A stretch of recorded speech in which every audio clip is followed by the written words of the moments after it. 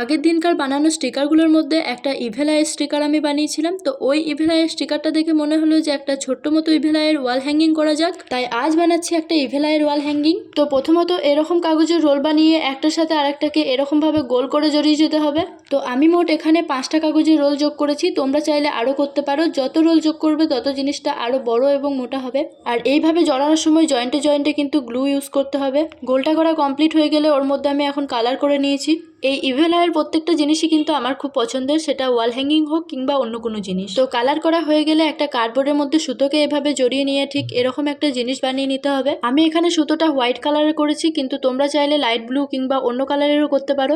এইটা হয়ে যাওয়ার পর এই সুতোর মধ্যে আমি 3টে কালারের বল ভরে নিয়েছি। এখন ওই কাগজটা থেকে একটু ফুটো করে এইভাবে গিটিয়ে নিতে হবে। ঠিক একইভাবে সমানে সমানে ওপরের অংশ এরকমভাবে সুতো দিয়ে দিলেই ব্যাস তৈরি হয়ে যাবে ওয়াল হ্যাঙ্গিং। কেমন হয়েছে অবশ্যই জানিও। যদি ভালো লেগে থাকে তাহলে সাবস্ক্রাইব করে দিও।